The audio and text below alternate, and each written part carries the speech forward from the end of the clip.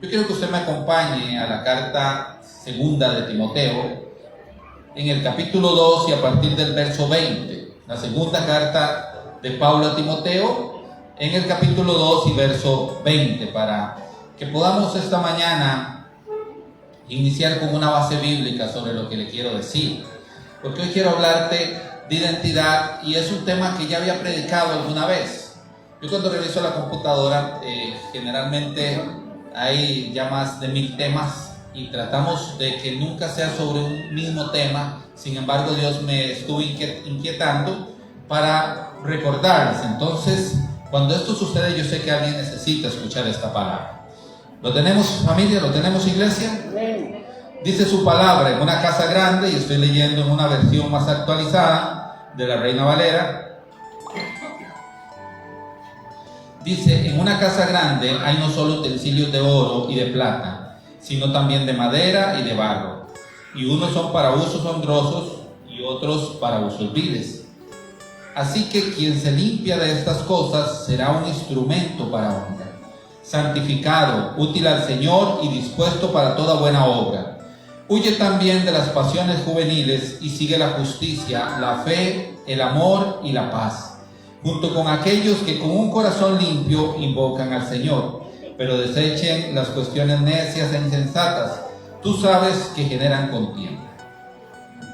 El apóstol Pablo le escribe a Timoteo y le da un consejo para ser un obrero aprobado. Usted puede leer todo el capítulo en su casa, que nos va a bendecir mucho y le va a direccionar mucho. Pero el apóstol Pablo le dice que todos pueden ser útiles en el reino de los cielos siempre y cuando sean limpios. Dice específicamente el verso 20 del capítulo 2, que en una casa hay utensilios de oro, de plata, pero también de barro y de madera, y unos son para usos honrosos y otros para usos viles. Así que quien se limpia de estas cosas será un instrumento para honra. Número 1, si yo quiero ser usado por Dios, tengo que limpiar. Y ser usado por Dios no es pararse a dar un mensaje, una prédica, no es volverse un pastor, no es volverse un evangelista, no es volverse un apóstol, un profeta, un maestro. Ser usado por Dios es que Dios haga para lo cual me diseñó en mi vida, en mi casa, con mi esposa, con mi esposo, con mis hijos. O sea, que yo sea un instrumento útil para Él en esta tierra. Y usted sabe que todos tenemos un diseño que es único. El diseño único que usted tiene es necesario en esta tierra. Y es necesario para muchas personas. La palabra dice que la mies es mucha y los obreros son pocos. No importa en qué lugar nos reclute el Señor o en qué lugar nos necesite, es necesario que nosotros estemos limpios para hacer o para que Él nos use. Ahora, ser un vaso o ser un recipiente es algo que ya está implícito. Ningún ser humano en este mundo puede decir que no es un recipiente. La condición de cómo esté, si está limpio o está sucio, si está lleno y está vacío, es algo sobre lo que nosotros sí tenemos y podemos influir. Todos somos hijos y creación de Dios. ¿Eso es cierto o es mentira? No todos somos creación de Dios, pero no todos son hijos de Dios. Recuerde, a los que le recibieron, dice el Evangelio de Juan, a esos se les dio la potestad de ser llamados hijos de Dios. Mientras tanto somos creación. Pastor, pero yo he escuchado que todos somos hijos de Dios. Yo te voy a preguntar una cosa. ¿Aquel que expresa abiertamente que es satanista es un hijo del Dios vivo o no? Es una creación de Dios, pero no es un hijo de Dios. Porque un padre reconoce a su hijo y su hijo reconoce a su padre.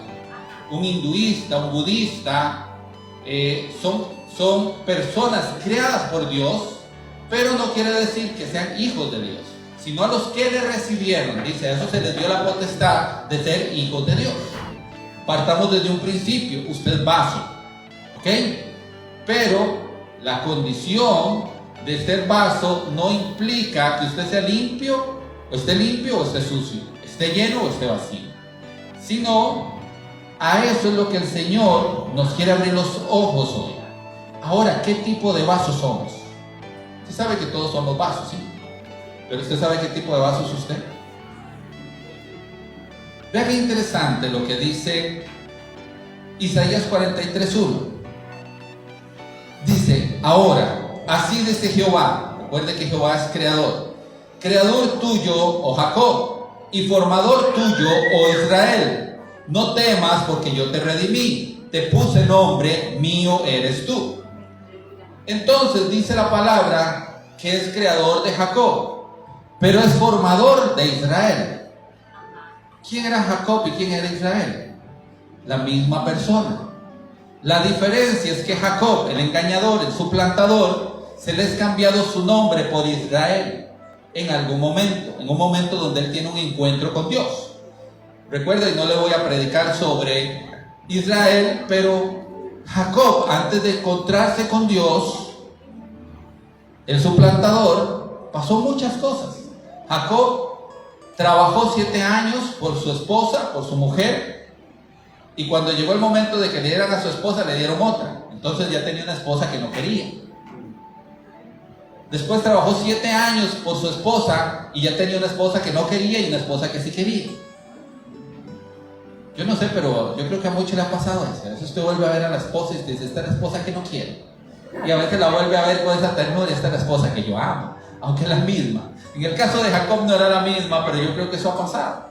A veces las mujeres nos miran a nosotros como este es el hombre que yo nunca he querido tener a mi lado, pero este en algún momento es el hombre que amo, y lo apapacha y lo besa, y todo ese cariño que usted le da.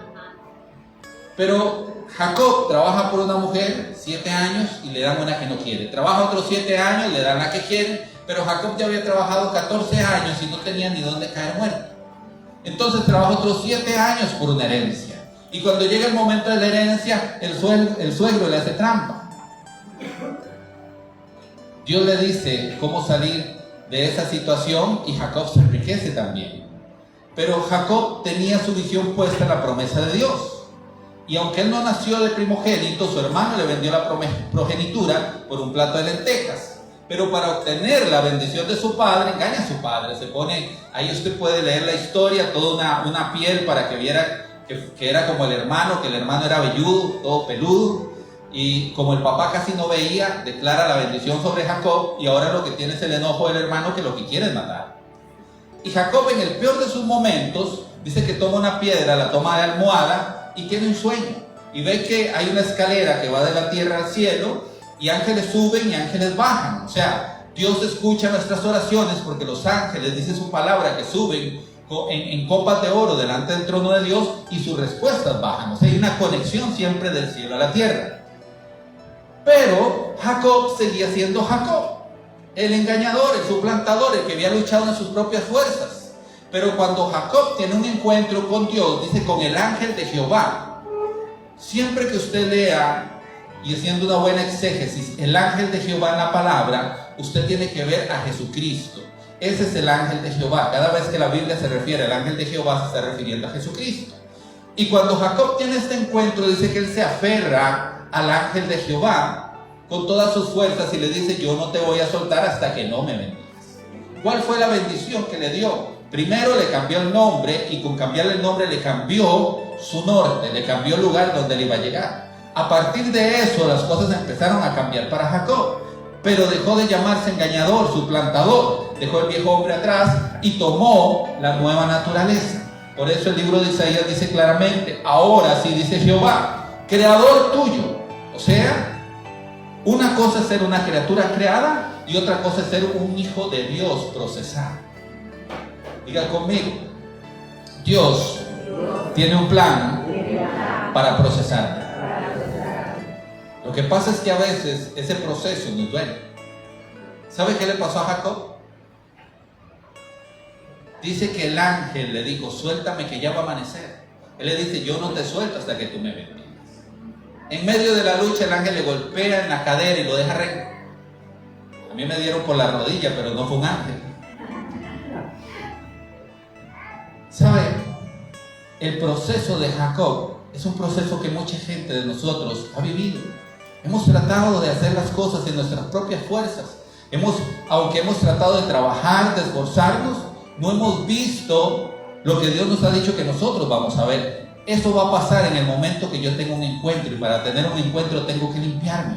Por eso Pablo le dice a Timoteo, cualquiera que se limpie es candidato a ser un vaso útil para Dios. Yo quiero hablarte de 7 vasos que habla la palabra. Quiero darte por lo menos la referencia y tratar de llegar al 4º o al 5º vaso, porque la idea es que usted me diga con cuál de estos vasos, o usted sepa con cuál de estos vasos usted se identifica. Hay vasos de honra, según menciona la Biblia, vasos de misericordia, vasos escogidos, vasos limpios, vasos quebrantados, vasos de deshonra o viles y vasos de ira. 7 vasos que menciona la palabra que hay. Cuando Job le dice a Dios en Job 19, acuérdate que como a barro me diste forma y en polvo me has de volver a convertir. Está hablando de una realidad. Usted sabe que ese cuerpecito tan lindo que usted cuida, ese cuerpecito va a ir a la tierra de nuevo. Del polvo somos y al polvo vamos a volver. ¿Se ha visto? Los hombres generalmente no tenemos tanto problema con nuestra autoestima. La mujer tiene un poco más. Los hombres nos vemos en el espejo y oye, amanecí panzones. Solucionado. Me soco más la faja, me subo más el pantalón y se me ven menos las llantas. Qué lindo amanecí hoy.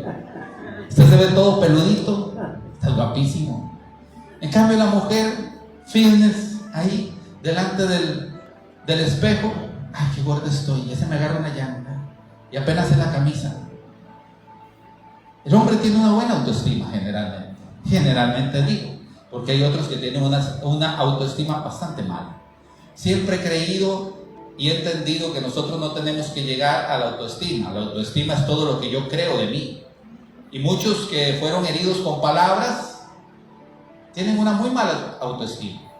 Nosotros deberíamos de tener una cristoestima y pararnos en lo que Cristo dice de nosotros. Creer que lo que Cristo dice de nosotros, eso es lo que nosotros somos. Eso es lo que deberíamos de tener, una buena cristoestima. Pero bueno, quiero llevarlo por la palabra, porque recopilando material, cuando me di cuenta llevaba 9 hojas. Es un número ridículo de información. Quiero tomar un poco de esto y ponerlo en su corazón para que usted entienda cuál es el propósito de Dios para con su vida. Partiendo del hecho de que somos vasos, pero tenemos que limpiarnos, que somos vasos y que aunque nuestro ser no determina nuestra condición, porque puedo ser un vaso lleno, un vaso vacío, un vaso limpio, un vaso sucio, tenemos que entender que no todos los vasos tenían el mismo fin. En una congregación todos somos iguales, pero todos tenemos responsabilidades diferentes. Todos tenemos asignaciones diferentes. Dios usa a algunos diferentes que a otros. En el viejo Israel, o en el antiguo Israel, el agua no se transportaba por tuberías, se transportaba en diferentes vasos. Un vaso que se usaba en las casas era un vaso de honra. Así se llamaba. Cualquiera sabía en la casa traer el vaso de honra, sabía qué era. Era un recipiente grande donde se ponía agua fresca todos los días. Esa agua fresca servía para que cada persona que llegara a la casa recibiera agua fresca, pudiera tomarla y también se pudiera lavar sus pies. Recuerde que el lavado de pies es simbolismo del pecado que adquirimos en el camino. Jesús se pone una toalla en su cintura y le dice a Pedro, Pedro, es necesario que yo te lave los pies. Él le dice, Señor, tú no me vas a lavar los pies, pero Jesús le dice, si yo no te lavo los pies, tú no vas a entrar en el reino. Entonces Pedro, como era así de lanzado y de buchón, le dice, entonces lávame todo. No, es que usted ya fue lavado, usted aceptó a Cristo y vino a su vida perdón y usted fue limpio. Pero ahora en el caminar diario, tus pies se ensuciaron y tus pies se ensucian. Cosas que usted no debería oír, cosas que usted no debería ver, cosas que usted no debería decir, eso ensucian tus pies. Entonces el vaso de honra era un vaso que se colocaba en las entradas de las casas para lavar los pies y para tomar o para dar agua fresca. Esto es una comparación o una alegoría con las personas. La persona que es un vaso de honra es esa persona que llega a una casa y cuando sale de esa casa las cosas no quedan igual. Es esa persona que siempre le está diciendo, pero ¿qué te pasa? Te veo triste. Y ya le cuenta el motivo de su tristeza. Esa persona siempre te va a decir, ¿quieres que ore por ti? Dios está contigo, Dios te va a ayudar, Dios te va a sanar. Es agua fresca. Recuerde lo que Jesús le dijo a la mujer samaritana cuando estaba sacando agua. Ella le dice, yo no tengo esposo. Ella le dice, ciertamente has dicho, porque has tenido 7 y ninguno es tu esposo. Entonces ella ve en él y le dice, tú eres profeta de cierto. Él le dice, el agua que yo te ofrezco es un agua que nunca va a dejar que tengas más sed. Y hace una promesa y dice que el que crea en él, de su interior correrán ríos de agua viva. El agua viva es una agua limpia, una agua fresca. Las personas que tienen en su vida la consigna de ser vasos de honra son personas que tienen la capacidad de generalmente ayudar a otros a lavar sus pies, a arrepentirse, a pedir perdón por sus pecados. Siempre tienen una oración o una palabra de bendición para otros. Llegan a una casa y esa casa no queda igual, o alguien llega a su casa y esa persona no se va igual de ahí, porque siempre van a tener un agua fresca para darle y siempre van a tener un agua para lavar sus pies, ayudarle a seguir el camino adelante. Amén. ¿Usted me puede decir qué clase de vaso es usted? Pastor, tal vez yo por ahí me acerco, pero yo creo que tal vez soy de otros. Bueno, yo voy a darle otros para que usted sepa qué clase de vaso es usted, cuál es el propósito de su vida. Hay un vaso que a mí personalmente, la gente que es vaso de misericordia, le admiro. El vaso de misericordia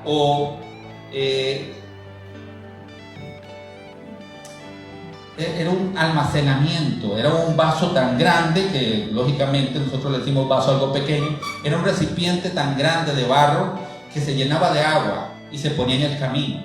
Eran recipientes muy caros, de mucho valor, pero alguien determinaba en su corazón llenar ese vaso con agua fresca o ese recipiente y dejarlo debajo de un arbusto, debajo de un árbol en el camino, para que los caminantes que iban por el desierto pudieran tomar agua fresca y tomar nuevas fuerzas y seguir adelante. Qué lindo ser un vaso de misericordia, para que otros tomen nuevas fuerzas y sigan adelante. Pero te voy a decir algunas características de lo que le sucede a un vaso de misericordia. Un vaso de misericordia no tiene una casa donde esté adornado de diferentes formas y que la gente lo admire. No, un vaso de misericordia nada más le importa lo que está dentro, tomar agua, tomar fuerzas nuevas y seguir adelante. Cuando un vaso de misericordia se vacía, muchas veces la gente habla contra ese vaso porque no pudo recibir de él ese líquido preciado que le dé fuerzas para seguir adelante. Un vaso de misericordia está a la intemperie. Un vaso de misericordia tiene que ser fuerte. Un hombre o una mujer que es un vaso de misericordia tiene que aprender a estar dispuesto de no recibir nada a cambio. Usted sabe que hay mucha gente que sirve en la iglesia pero quiere recibir algo a cambio. Quiere recibir reconocimiento, quiere recibir honor, quiere recibir una recompensa de Dios. Un vaso de misericordia siempre está para todos y generalmente nadie está para él. Un vaso de misericordia no tiene problema con ayudar a otros a que sigan adelante. Aquí hemos recibido mucha gente que viene de paso, pastores que han tomado agua fresca y siguen adelante y les amamos. Pero el propósito de la iglesia era ser un vaso de misericordia en ese momento, no que ellos se quedaran aferrados acá.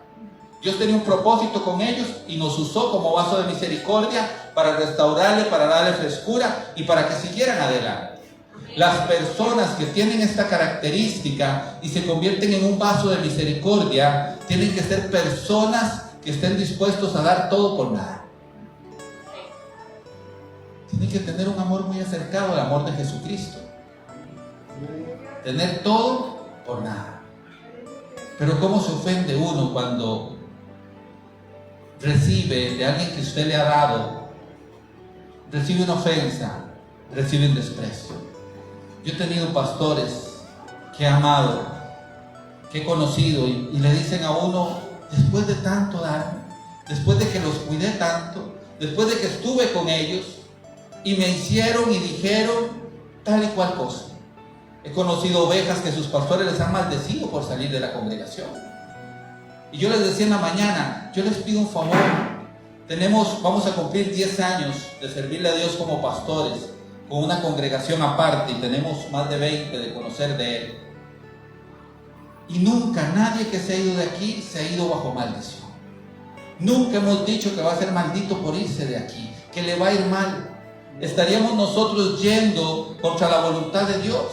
¿Saben? No hay malos pastores, no hay malos líderes, solamente que el diseño de una persona tal vez no está en esa iglesia, pero en otra iglesia va a ser útil, en otra iglesia va a servir, en otra iglesia se va a sentir bien. Si usted algún día se quiere ir de aquí, venga y nosotros le vamos a bendecir para que usted vaya a donde vaya y lo podamos encontrar y lo podamos bendecir de nuevo. Y si usted quiere volver, vuelva con libertad, porque las ovejas no son de los pastores. Nosotros los pastores simplemente somos uno más de los que se congregan en la iglesia que es de Cristo, repito, y tenemos una posición que tenemos que llevar a cabo de la mejor manera. Entonces, nunca se vaya a escondidas. Usted siempre espere una bendición para que usted se vaya en paz y vuelva en paz las veces que tenga que hacerlo. Pero qué interesante ver el dolor, la tristeza de la gente que se va y que la maldicen. Un hombre o una mujer de Dios que fue puesto para bendecir, maldiciendo. Se pierde el norte. Qué triste es ver a un pastor dolido, de escuchar lo que dicen las ovejas que estuvieron con ellos, a los cuales amaron, a los cuales protegieron, a los cuales cuidaron, de los cuales sembraron. Un vaso de misericordia nunca va a tener esta característica, porque un vaso de misericordia está dispuesto siempre a ayudar. Un vaso de misericordia está siempre dispuesto a levantar a otros. Hay gente que le pregunta a uno, tal vez de otro país o de otro lugar: pastor, necesito encontrar iglesia, ¿qué me aconseja usted? ¿Usted conoce alguna iglesia aquí, tal vez en Argentina, tal vez en algún lugar? Yo le digo, no te voy a aconsejar una iglesia, te voy a dar un consejo. Cuando usted busque una iglesia, busque un padre, porque un padre siempre va a querer que sus hijos vayan más arriba que él. Fíjese que donde usted va, vaya un rey, porque un rey nunca va a soportar que nadie brille más que él. Fíjese que donde usted va, no haya un rey, porque un rey siempre va a querer que le den a él algún tipo de alabanza, que le den a él algún tipo de homenaje. En cambio, un padre siempre le va a servir a sus hijos. Entonces, donde usted vaya, en cualquier país del mundo, busque una iglesia donde Dios haya establecido un padre, haya establecido una madre. Esos que estén dispuestos a ser vasos de misericordia y amar incondicionalmente, sabiendo que los seres humanos fallamos. ¿Quién le ha fallado a Dios en algún momento? ¿Quién le ha fallado a los hombres en algún momento? Hemos fallado y vamos a seguir fallando. Tenemos que tratar de no hacerlo, sí, sinceramente, pero vamos a hacerlo porque somos seres humanos. La gente que son vasos de misericordia tienen este concepto muy claro. Porque muchos dicen: pastor, yo soy un vaso de misericordia porque a muchos les he dado agua en el camino. Sí, pero cuando no encontraron agua en ti y te dieron una patada y hasta caíste y te quebraste, hablaron mal de usted, lo maldijeron, tenían la misma disposición para que te levantaras, te llenaran de nuevo de agua y darle agua a otros. No diga amén, diga ya, diga cualquier cosa, pero que yo sepa que usted está aquí. Yo admiro a la gente que son vasos de misericordia. Los admiro. Tienen una capacidad de aguante increíble. Porque muchas veces los que queremos ser vasos de misericordia perdemos la misericordia en el camino y deseamos bendecirlos. Pero vamos a avanzar con los vasos. Vasos de honra, colocados para dar agua fresca y para lavar los pies. Esas personas que siempre están dispuestas a orar por otros, que donde ellos llegan, las cosas no son iguales nunca más, que si alguien llega donde ellos, las cosas cambian, en su entorno las cosas cambian. Vasos de misericordia que están en el camino, que ayudan al que no conoce y le tratan de levantar sin tener necesidad de tener un lugar en una casa, pero son vasos que edifican y catapultan a otros. Dice Juan 7:37, hablando de los vasos de honra: en el último gran día de la fiesta, Jesús se puso de pie y alzó la voz diciendo: si alguno tiene sed, venga a mí y beba. El que cree en mí, como dice la Escritura, de su interior correrán ríos de agua viva. Juan 4:13, respondió Jesús y dijo: cualquiera que bebiera de esta agua volverá a tener sed, hablando a la mujer samaritana. Mas el que bebiera del agua que yo le daré no tendrá sed jamás, sino que el agua que yo le daré será en él una fuente de agua que saltará para vida eterna. Hablamos de estar llenos para dar a otros. Eso es lo que viene exactamente de Cristo y que se deposita en nosotros cuando somos vasos de honra, de misericordia.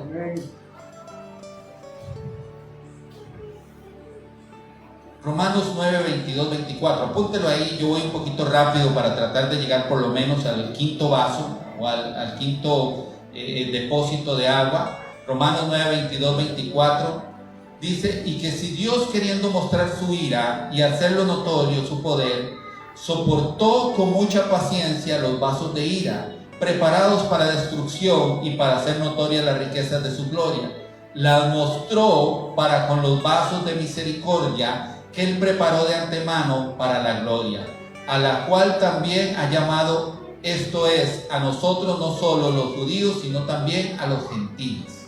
Entonces, dentro de los que no éramos llamados, recuerde que la palabra gentil era uno que no tiene patria, que no tiene reino, a los que no teníamos identidad y que al venir a Cristo nos dieron identidad, también tomó de este pueblo para hacer vasos de misericordia.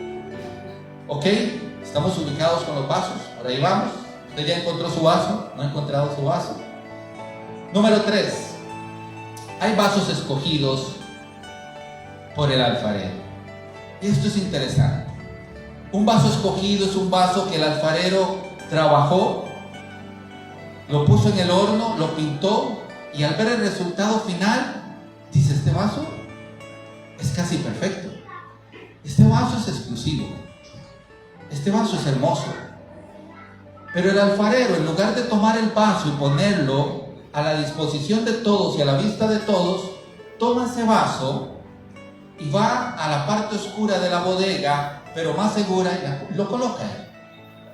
Es un vaso escogido. No está para todos. No está disponible, sino que es un vaso que yo voy a guardar para una ocasión especial, dice el alfarero. Y el vaso escogido le cuesta mucho estar en una iglesia religiosa. El vaso escogido sabe que tiene algo de Dios especial y tiene mucho en él que dar, que compartir. Sin embargo, el alfarero determinó no tenerlo en la vitrina donde todo lo vean, sino tenerlo en un lugar apartado. ¿Y cómo cuesta para alguien que quiere servirle a Dios tener una buena relación con Dios? Que el alfarero le cuide, pero que no lo ponga en la vitrina o no lo ponga en uso a servir. Es difícil, ¿verdad? Sujetarse y estar ahí sentadito. Yo no tuve que pasar por eso, le cuento, porque yo quería estar sentadito, no quería estar en la vitrina. Pero para el que ama a Dios y quiere servirle, quiere estar en la vitrina, quiere estar en el uso, quiere estar constantemente llenándose y dándole a otros. El vaso escogido es alguien que tiene muchas cosas buenas de Dios para dar y que va a ser usado, pero en su momento. ¿Y cómo nos cuesta esperar, verdad? Usted ahora va a salir de aquí a comer. Yo no sé si va a ir a su casa o si va a ir a comer a un restaurante, pero usted pide una pizza y desea que se la tengan cerca. Usted pide cualquier cosa y entre más rápido mejor. Usted dice: no, es que duran como 15 minutos. Allá es de una vez. Y usted siempre quiere todo rápido. Pastor, ore por mí, pero usted quiere ese milagro rápido.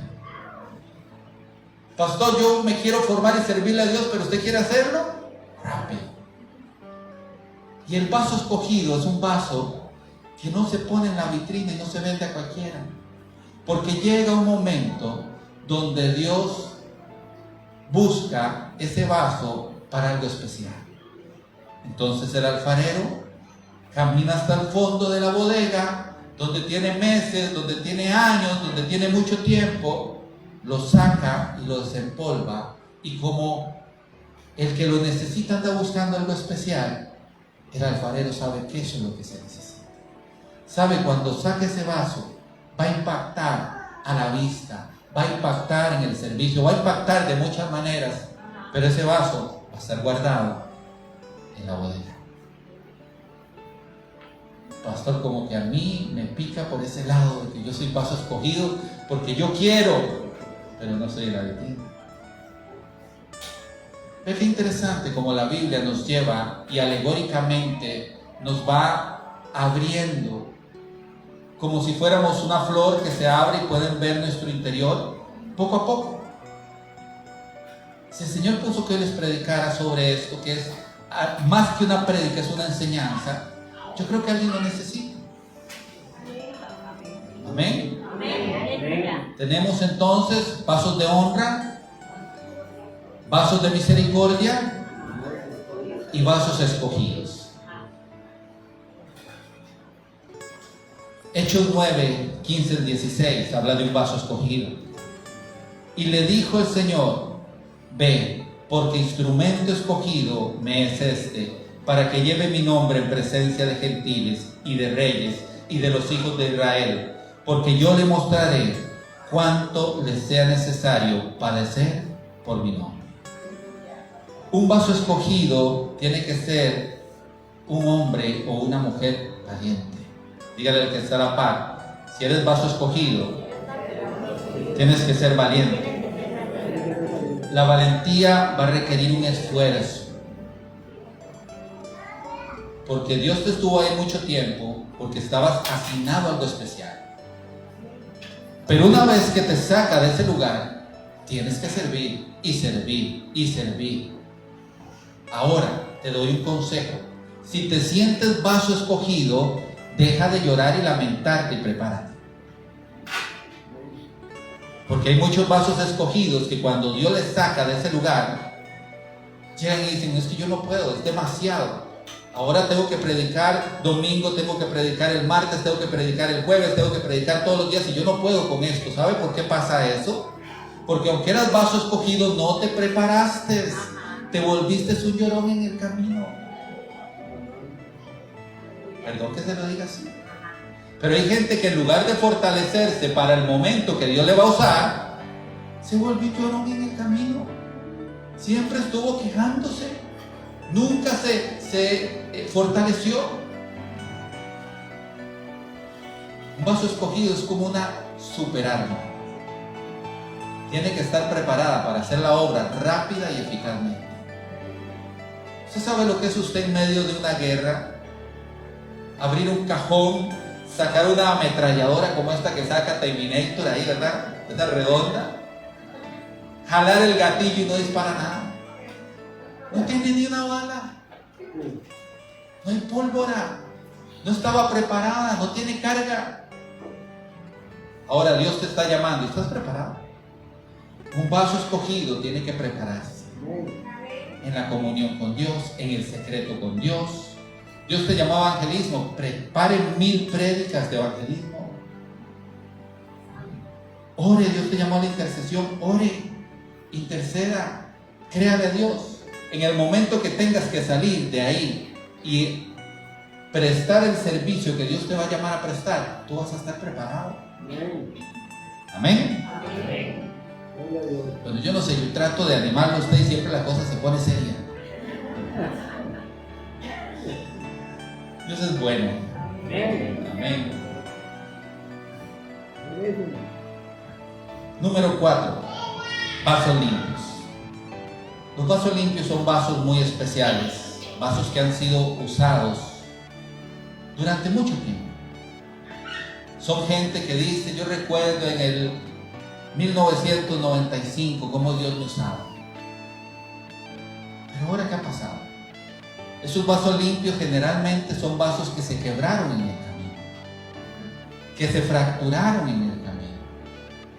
Son vasos que vienen desgastados del camino. Esos vasos limpios eran en los que los sacerdotes ponían el oro, ponían el grano que llevaban para diezmar al templo y ponían tesoros. Pero esos vasos limpios requerían un proceso. Ese proceso no era solamente que le lavaban, sino que le restauraban totalmente.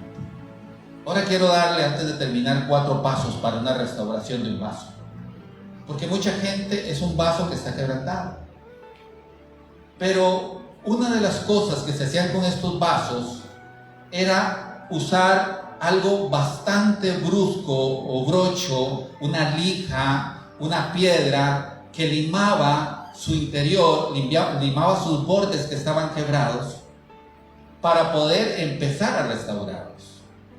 Entonces, un vaso limpio, un vaso que ha servido durante mucho tiempo, pero tal vez en este momento está en stand-by, no tiene que tenerle miedo a que le pasen la lija. No tiene que tenerle miedo a la aspereza. Usted sabe que las iglesias, no todas, pero se han convertido en gente que tiene al frente un charlista motivacional. Y la motivación es buena, sí. Así que nosotros tenemos que llevar buenas nuevas de salvación. Eso es motivación hasta cierto punto. Pero una charla motivacional, usted va a salir con una sonrisa, va a decir muchas veces amén, va a sentirse alegre, pero después de eso usted se va a dar cuenta de que el problema verdadero no se soluciona. Que Dios te puede bendecir, claro, hay 3.600 bendiciones, por lo menos aquí en la Biblia, de las cuales usted se puede apropiar. Pero si yo te doy una charla motivacional donde usted diga amén y amén y levante las manos y yo le diga que usted es más que un vencedor, donde yo le diga a usted que usted lo va a lograr, que usted en el camino no se va a rendir porque va delante suyo el poderoso gigante, pero yo no le digo que usted tiene que arrepentirse, que tiene que limpiarse, que tiene que dejar los malos hábitos, que tiene que empezar a caminar en rectitud y no torcido, te vas a dar cuenta que la charla motivacional te duró el domingo. Y venga el martes por más, o venga el jueves por más, o venga el domingo por más. Y a la gente no le va empezando a hacer falta a Dios, y no le va empezando a hacer falta la motivación que le dan. Y la iglesia, no todas, ha caído en ese error. ¿Sabes? Hay que amar la corrección. Hay que amar la disciplina que viene de Dios. Deuteronomio 28. Cada bendición es para mí.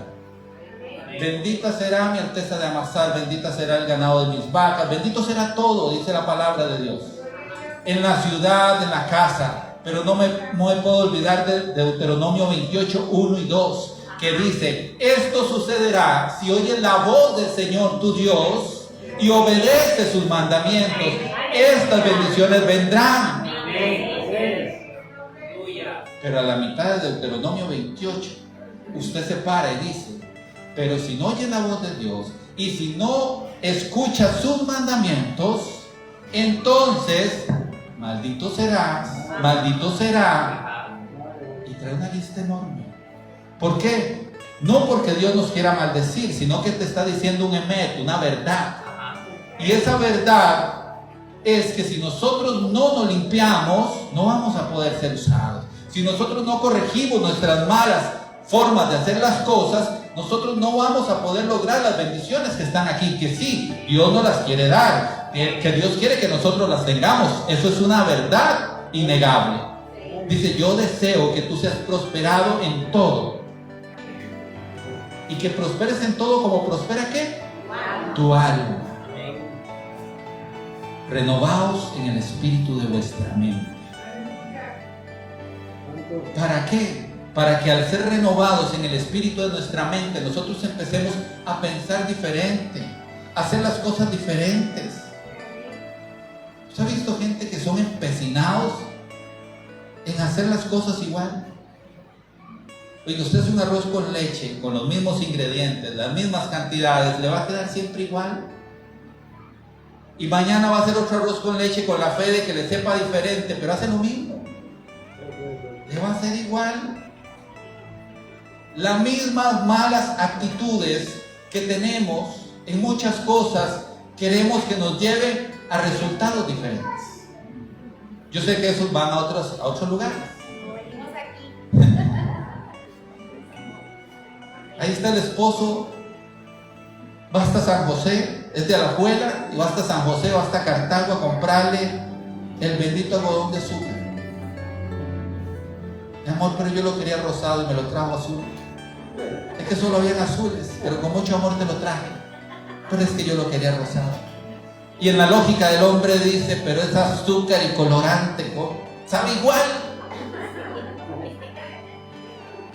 ¿Qué cuesta cambiar nuestra actitud? Ser agradecido.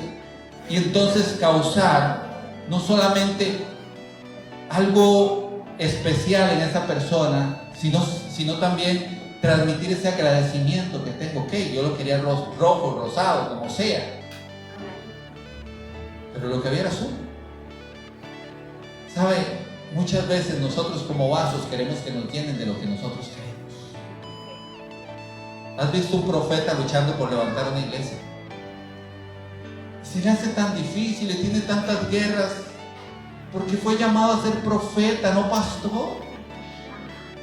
¿Ha visto usted un pastor queriendo dar palabra cuando no ha sido llamado a ser profeta? Error y error y error. Tenemos nosotros que ser llenos de lo que Dios quería que nosotros fuéramos llenos. Tenemos que tomar nuestro puesto de batalla donde Dios quiere ponernos. Hay gente que tiene gracia para predicar en las calles, para restaurar al drogadicto, al alcohólico. Bendito sea Dios. Si usted no la tiene, apoya al que la tiene. Reconozca lo que hay de Dios en esa persona. Pero salen corriendo. No, es que veo que la iglesia está creciendo porque están yendo a las calles. No se equivoque. Usted es un vaso de honra, sea un buen vaso de honra. Usted es un vaso de misericordia, sea un buen vaso de misericordia. Usted es un vaso limpio, sea un buen vaso limpio. Pero no quiere hacer lo que Dios le ha llamado a hacer, porque no le va a funcionar y va a tener constantemente una lucha. Amén. Amén. Lo que sí tenemos que hacer es el vaso limpio todos. Vaciémonos de lo que pasó. Y con eso les adelanto el primer paso de la restauración. Primer paso para usted ser restaurado: vacíese del pasado. El dolor, la tristeza, la angustia, pero también las glorias del pasado. Cuando Dios lo estaba así en el 1997, sí, esas eran las glorias del pasado. Ahora Dios va a traer otra gloria y lo va a usar usted para que esa gloria sea nueva y sea fresca. El dolor que te causaron en el pasado, sí, te causaron dolor, abusaron de ti. Abusaron de ti en autoridad muchas veces. La iglesia religiosa muchas veces abusa de la gente en autoridad. Y es lamentable, no todas, pero muchas lo hacen. Abusan económicamente de las personas. Y eso no está bien. Jesús estableció una forma de hacer las cosas. Y a nosotros como sus hijos y como administradores nos toca hacer bien las cosas. Pero usted no puede vivir diciendo: pastor, es que yo no confío ya en nadie porque me pasó esto. Deje el pasado en el pasado para que usted empiece a restaurarse y sea un vaso limpio el que Dios pueda usar. Porque sabe, usted es necesario en el reino de los cielos. Amén. ¿Usted cree que Dios le restauró nada más para que usted sea feliz y ya? No, anhele ir al cielo. Pero anhele que cuando usted vaya al cielo se lleve a otros como usted. Y ese simple y sencillo anhelo va a hacer que usted sea un evangelizador. Porque todos fuimos llamados a evangelizar. Yo tal vez no me voy a poder acercar a gente que usted sí se va a poder acercar. Lleve la palabra. Pastor, es que me gustaría tener gracia para... Usted no tiene necesidad de tener gracia, usted tiene que tener al Espíritu Santo. Y usted abrir su boca. Y cuando usted abre su boca, Dios va a hacer. ¿Cómo tiene que ser la predicación? Como la persona entienda. ¿Por qué nosotros leemos de los pajaritos, de los árboles, del viento, de las vasijas de barro? Porque era lo que tenían en su tiempo, era lo que entendían en su tiempo. Pues claro, yo les puedo predicar a ustedes del cuerpo, del alma y del espíritu, diciéndole que el cuerpo es lo que usted ve de una computadora, que el alma es ese PLC donde llega la señal, y que tenemos un espíritu que es el software de la computadora. Usted lo va a entender. Estamos en el 2024, pero aquí hablamos de viento, de árboles, de vasos de barro, que son comparativos con nosotros, son alegóricos a nosotros. ¿Por qué es necesario que en el 2024 usted abra su boca? Usted fue tomado en cuenta en el reino de los cielos para no solamente ser salvo, sino ayudar a que otros sean salvos.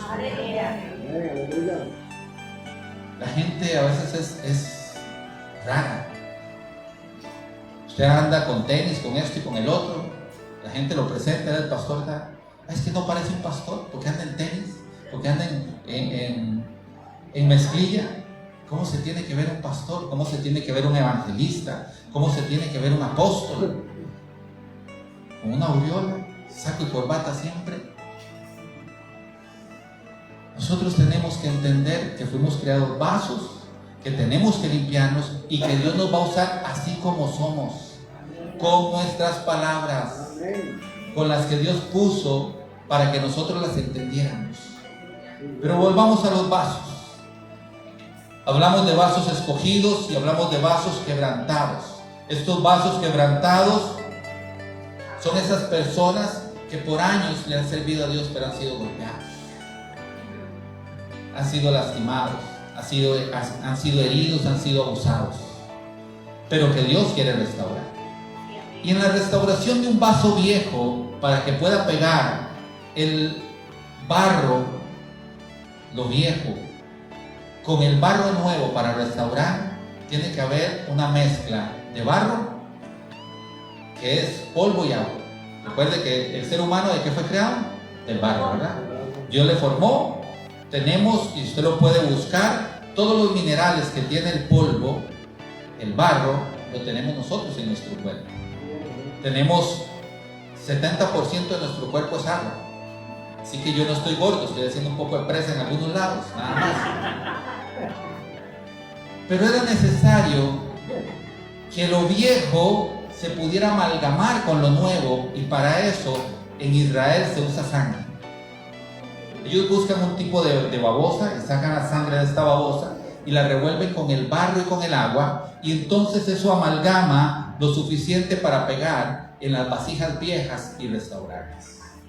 La sangre del cordero, significada en este acto, porque es bastante bien representado. La sangre del cordero, al ser unida a la humanidad natural del hombre, agua y polvo, es lo que restaura. Y nosotros necesitamos ser restaurados. ¿Por qué? Porque en el camino nos caímos, nos rompimos. Tenemos grietas. La presión muchas veces nos ha roto. Y aunque yo trato de hacer las cosas bien, y aunque yo trato de obedecer a Dios, estoy roto. Estamos llenos de defectos. Bueno, yo no sé ustedes, pero yo estoy lleno de defectos.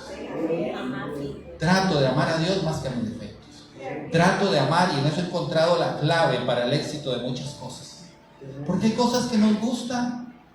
Hay cosas que en el cuerpo natural, a los ojos, a los oídos, nos gustan, nos llama la atención. Pero cuando yo digo, ok, esto me gusta, pero yo sé que esto me lleva por un camino de perdición, eso está en mi corazón. Tengo que ser honesto, pero tengo la capacidad de que, a pesar de que esto me gusta y me atrae tremendamente, yo amo más a Dios que a esto que me gusta. Entonces decido ver hacia donde Dios me dice que vea, aunque naturalmente yo sé que esto me gusta. Pablo dice, yo queriendo hacer lo bueno, hago el mal que no quiero hacer. Pero entonces no soy yo, sino es el mal que vive en mí. Reconozco que soy un hombre natural. ¿Quién me librará de este cuerpo de pecado? Dice el apóstol Pablo claramente. Y no está escrito ahí simplemente porque está como una historia, sino para que usted y yo nos demos cuenta que tenemos que ser honestos. Pero si tú tienes la capacidad de que aunque algo te llame la atención, te atraiga hacia ello, pero tú sabes que es pecado, y tienes la voluntad de dar media vuelta y caminar hacia Dios en lugar de hacia eso que te atrae, tú eres un santificado. Porque la palabra santo significa alguien que se aparta. Y cuando tú te apartas, dice que sin santidad nadie verá a Dios. Cuando tú eres capaz de apartarte, entonces estás siendo un hombre o una mujer que se santifica para Dios. A veces somos religiosos con esto, pero si usted lee el libro de Hebreos, usted se da cuenta que dice, no tenemos un sacerdote que no nos entienda, sino uno que fue tentado en todo. ¿Y en todo es qué? En todo. La mujer en el pozo no le estaba echando el cuento a Jesús. No le estaba diciendo, ciertamente no tengo esposo. ¿Sí? Usted dice la verdad, le dijo Jesús, no tiene esposo porque ha tenido 7 y ninguno es su esposo. Me estoy topando como un profeta, dice la mujer. Ya me hizo la radiografía, ya sabe. Pero Jesús fue tentado en todo. La palabra lo dice, fue tentado en todo, pero en nada pecó, que es muy diferente. Usted puede ser tentado en lo que siempre ha sido su dificultad, en las áreas que tal vez no han entregado a Dios todavía. Pero si usted tiene la capacidad de que usted tenga ganas de decir que no y volver su rostro hacia Dios, usted está siendo un hombre o una mujer santificada. ¿Por qué? Porque tengo libre albedrío. Yo podría hacer esto, pero no lo estoy haciendo. Pasa mucho con los jóvenes. Quieren hacer todo lo que logran poder hacer. No se dan cuenta que la madurez es que yo, aunque pueda hacer esto, si no me conviene, no lo hago. Eso es madurez. Cuando hablamos de pecado, estamos hablando de algo que nos va a llevar a tener un mal resultado. Pero yo decido amar más a Dios. Estos vasos limpios fueron usados en algún tiempo, pero por algún tiempo ya no son usados. Tienen que ser reparados, tienen que ser restaurados, porque en el templo se usaba para guardar tesoros. ¿Sabe qué lindo cuando vemos a alguien que ha vivido 40, 50 años en esa fe inquebrantable? Qué lindo que yo, si estoy empezando o tengo años en el Evangelio y no puedo lograr algo, sentarme con ese hombre, esa mujer sencilla y decirle: ¿cómo lo has hecho? ¿Cómo has permanecido? Porque llegar no es tan difícil, permanecer es lo difícil. Y los que ya peinamos canas sabemos que en todas las cosas permanecer es lo difícil. Qué lindo que yo pudiera acercarme a esas personas. El apóstol Pablo instruye a las mujeres: ustedes, las maduras, instruyan a las nuevas, enséñenle. Esos vasos limpios que han sido usados, que han sido golpeados, que han sido quebrados, necesitan también ser restaurados. Y en la restauración tiene que haber reconocimiento y humillación. Dice Primera de Pedro 5, del 6 al 7. Humillaos pues bajo la poderosa mano de Dios, para que Él los exalte cuando fuera el tiempo, echando toda vuestra ansiedad sobre Él, porque Él tiene cuidado de vosotros. Dios no se ha olvidado de esos vasos limpios que le han servido durante mucho tiempo, pero tienen que pasar por la reconstrucción. Tienen que pasar por esa mezcla de barro, agua y sangre. Sin esa sangre, lo viejo no puede pegar con lo nuevo. Lo anterior no puede convivir con lo que viene por delante. Porque hay mucho pueblo que ama al Señor, pero no ve la maravilla de Dios. Se quedó en una iglesia religiosa, porque no ha permitido que la sangre del Cordero abra para su vida ese velo que se rasgó en dos, y que ya pueda entrar al lugar santísimo, que ya pueda tener una relación directa con Dios, una relación buena con Dios.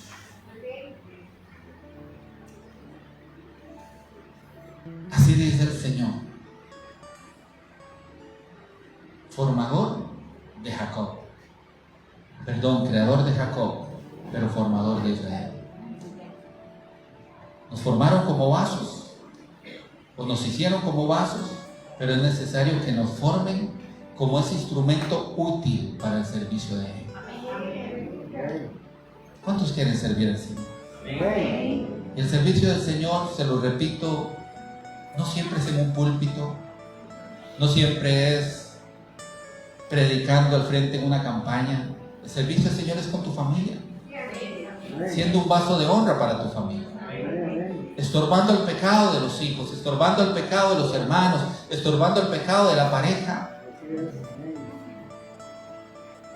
Qué importante que yo entienda eso, que yo pueda crear una atmósfera en mi casa de lo que Dios quiere para mi vida, y que nos volvamos todos a Dios juntamente. Creo que no hay un tesoro tan grande como ver una familia unida, y una familia unida en Cristo Jesús, creyéndole a Dios, Vea, yo celebro, yo no soy muy efusivo, si usted no lo ha notado, aquí la efusiva es la pastora, ¿verdad? Yo con costo camino y me muevo, pero celebro en mi corazón cuando veo a una mujer llegar con su esposo o un esposo llegar con su esposa después de años de orar por él, por ella, llegar con sus hijos, con sus nietos, a muchos, después de años de orar por ellos, conociendo las situaciones. ¿Por qué? Porque estamos viendo que Dios está transformando esa familia y que el predicador ha sido bueno. ¿Usted sabe que usted es un predicador? Con sus actos, con su testimonio, con las cosas que usted a diario dice. Porque cuando su vida es transformada y usted deja de ser ese gritón, esa gritona, la gente dice, ¿qué pasó aquí? Usted deja de hacer lo que no tiene que hacer, la gente dice, ¿qué pasó aquí? No necesita usted un altoparlante y un micrófono para anunciarle el evangelio de Cristo, sino que la gente dice, ¿qué pasó con ella? ¿Qué pasó con él? Y usted está predicando sin tener que abrir su boca. Y cuando usted tenga que abrir su boca es porque esa persona tiene preparado su corazón para oír lo que usted tiene que decir. Por eso es que muchas familias vienen a Cristo, porque predicaste bien. Pastor, ore para que mi esposo, ore para que mi esposa. Bueno, predique bien usted primero. Vamos a orar, sí, pero predique bien usted. Ámelo, ámela, perdónelo, perdónela. Dele testimonio a sus hijos, dele testimonio a su familia, y usted va a ver que esa predicación va a entrar profundo en el corazón. Amén. ¿Está conmigo? El tiempo se alarga un poco. Yo quiero contarles con respecto a esto una pequeña historia. Cierre sus ojitos. Cierre sus ojitos, deje un momento que Dios ministre su vida. Es la historia de un hombre con dos vasijas, dos vasos de barro con agua. Y vaya conmigo un momento a este lugar. Este hombre toma sus dos vasijas con un pedazo de madera fuerte, lo pone sobre sus hombros y lleva esas dos vasijas al río. Las llena hasta el tope y empieza a caminar de vuelta a casa. Una de las vasijas tiene mucho tiempo, tiene muchos años de servir, pero está desgastada y está llena de defectos. Por dentro ya no soporta más, tiene fisuras, y por estas fisuras el agua sale. La vasija se aferra fuerte para que el agua no escape de ella, porque dice: el propósito de mi dueño es llevar todo el agua que pueda a casa. Pero estoy defectuoso, estoy defectuosa, estoy quebrado, no puedo lograr este objetivo. La vasija se lamenta por todo el camino y al llegar a casa decide hablar con su dueño. Le dice: quiero decirte algo, ya no quiero que me lleves más al río, no quiero que me uses más. No te lo he dicho, pero estoy lleno de defectos, estoy reventado y pierdo la mayoría del agua. No puedo hacer para lo cual tú me usas, el propósito para el cual tú me usas, yo no lo cumplo. El dueño toma la vasija y le dice: ven conmigo afuera. Mira el camino. El lado por donde te traigo está lleno de flores, está reverdecido. ¿Quieres que te diga una verdad? Siempre he sabido que estás lleno de defectos. Siempre he sabido que estás quebrado por dentro. Siempre he sabido que no puedes retener toda el agua. Siempre he sabido, no es un secreto para mí, que no eres perfecto, que no eres perfecta. Sin embargo, yo te he usado. Y si vuelves a ver atrás, hay flores en el camino. Hay hierba verde. Por un momento yo quiero que tú vuelvas a ver atrás. Todos esos que son vasos limpios. Recuerda lo que has puesto en otras personas. En el momento que se han acercado a ti y te han dicho gracias. Gracias porque en algún momento, sin tener fuerzas, me animaste. En algún momento, sin tener mucho que compartir, lo compartiste conmigo. Gracias porque aunque estabas devastado, destruido, me dijiste, tú lo vas a lograr, tú vas a poder. Recuerda a todas esas personas que has hecho reverdecer, aunque con tu imperfección. Recuerda a todas esas personas que has ayudado, mujeres, hombres. Miren hacia atrás, a sus hijos, a sus nietos. Tal vez antes de ti ellos no tenían esperanza de escuchar el mensaje, pero tú tomaste la determinación de buscar a Dios. No has sido perfecto en el camino, ¿no? Ni Dios te está pidiendo que lo sigas. Dios te está diciendo esta mañana que Él conoce tus debilidades y tus defectos. Dios te está diciendo esta mañana, de lo vil y lo menospreciado escogí yo. Sí, eso que el mundo desechó, de eso escogí yo. De esos llenos de defectos escogí yo para avergonzar a los sabios y a los entendidos. ¿Sabe? Visualízate un momento. A pesar de todo tu dolor y tu tristeza, tu necesidad, ¿a cuánto le has extendido la mano? Eso no es porque seas bueno o buena, sino es porque el amor de Dios está en ti. Tienes que ser reparado, sí.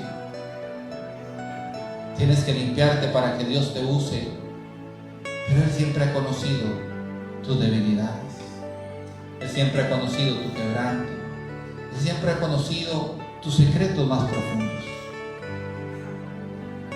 Padre, yo oro, Señor, por estos recipientes de barro, Señor. Por esos que tú quieres usar como vasos de honra, como vasos de misericordia. Yo oro, mi Dios, por esos recipientes de barro que son vasos limpios, han caminado mucho tiempo. Tú los has usado, han tenido caídas, Señor, han sido quebrados, pero aún están aquí, Señor, de pie delante de ti. Yo oro, mi Dios, para que la palabra se haga rema en nuestra vida.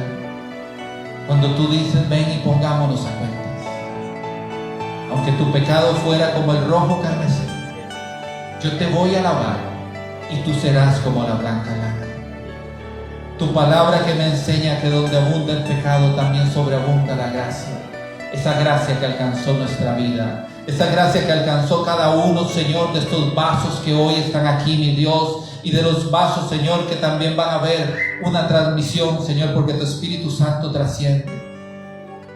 Padre, yo te pido en el nombre de Jesús, ese quebranto que vino por abuso, Señor, desde la niñez, abusos sexuales, Padre, maltrato físico, Padre Santo, Señor, gritos, humillaciones.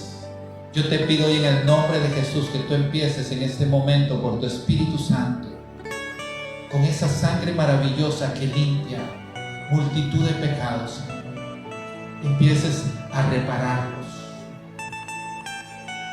Todo aquel, Señor, que tenga un concepto erróneo de la paternidad tuya, Señor. Así como yo lo tuve por años, Padre, que no podía haber un Padre bueno porque no lo conocí. Todo aquel que le falte, Señor, tener ese concepto de un Padre amoroso, de un Padre bueno, de un Padre maravilloso, que solo quiere amar, que solo quiere ayudar. Hoy, Padre, yo te pido en el nombre de Jesús, Señor, que tú sanes su corazón, que tú sanes su alma, Señor, que se puedan renovar en el espíritu de su mente, Señor, tomando fuerzas para seguir adelante. Padre, oro por una iglesia que es vaso de barro, dispuesto a ser limpio para ser usado. Padre, que tu misericordia, esa misericordia, Señor, que no tiene principio ni fin, sino que es inmensa, a tal punto de que Jesucristo derramó su vida por cada uno de nosotros. Oro por esa iglesia que es un vaso que se está preparando para que tú le llenes, Señor. Que este sea un tiempo de restauración.